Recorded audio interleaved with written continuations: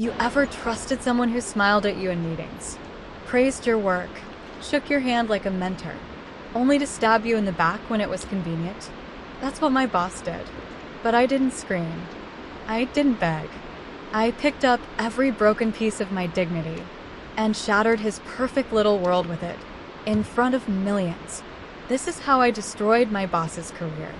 On live television. I worked for an advertising agency in downtown Chicago for 5 years. I was never flashy, never loud. But I delivered, always. Clients liked me, deadlines respected me, and my boss, Mr. Jacobs, often said, "You're the kind of employee this company's built on."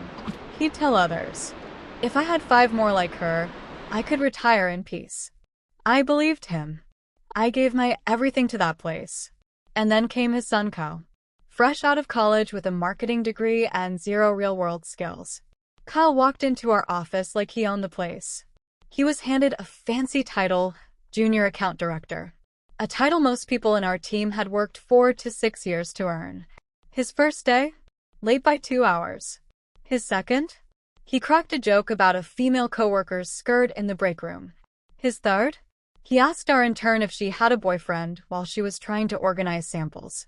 I watched it. I reported it. Anonymously. The result? I got called into HR. "There's been a complaint that you're making Kyle uncomfortable," the HR manager said, barely making eye contact. Uncomfortable? I'm the one who's been silently absorbing his behavior, shielding interns, redoing his messes. Turns out, Mr. Jacobs didn't just protect Kyle at home. He protected him everywhere. Still, I stayed quiet. Until it all exploded.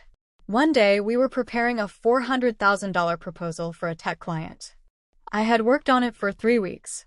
Every slide, every strategy, every number mine. I saved it to our shared drive. Kyle had access too. The next morning, gone. Entire file corrupted. Backup folders empty. Only one version left.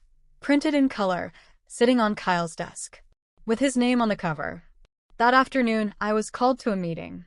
Mr. Jacobs looked at me like a disappointed father. "This kind of mistake is unacceptable at your level," he said. I was confused. I explained what I knew. Didn't matter. They fired me the next day. No notice. No severance. No goodbye. 5 years. Gone. Just like that. I cried. A lot. Then, I stopped crying. And I started remembering. See, 3 months earlier, Kyle had accidentally deleted a pitch deck. So I'd installed a keylogger on my work device. Not to spy, but to protect myself. Turned out it was the smartest move I ever made. That file he stole? I had the exact timestamp of him accessing it from his login. I had every forwarded email.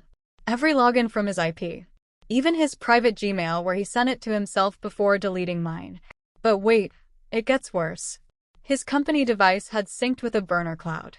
One day while checking logs, I stumbled on screenshots of inappropriate chats, texts he sent to 2 different interns, both under 21. My heart sank. This wasn't just revenge. This was justice. I met with a friend. Her sister was a producer at a local news station. We talked. She said, "If you're willing to speak, and if this is real, we'll air it." I showed her everything. The access logs, the deleted files, the chats, the fake performance reports written about me, even a screenshot where Kyle bragged to someone. My dad will always cover my LOL. They prepped a feature. 1 week later, I sat in a studio, blurred face, distorted voice, but my story loud and clear. The segment aired at 6 p.m. on a Friday. Fired for telling the truth? Former employee exposes corporate cover-up. Screenshots were flashed on screen. A whistleblower expert explained the patterns. Another intern came forward anonymously. The story exploded. Within 72 hours, Kyle's accounts were disabled. Mr. Jacobs was placed on indefinite leave. Internal review launched. 2 major clients, worth over $1 million, pulled their accounts. HR was restructured. Company shares dropped by 9% that week. And me? I got 3 job offers from rival agencies.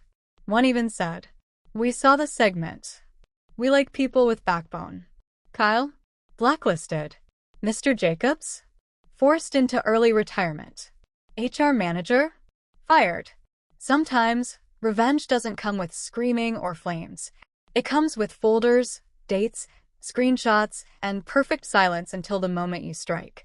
They thought I was just another employee, but I was the match they lit with arrogance. And I burned down everything they thought was untouchable. Ever been betrayed at work? Ever felt like the system crushed you to protect someone worse? Tell me your story in the comments. Backhand index pointing down. And don't forget to subscribe for more true stories like this. Because karma always finds a way. Fire.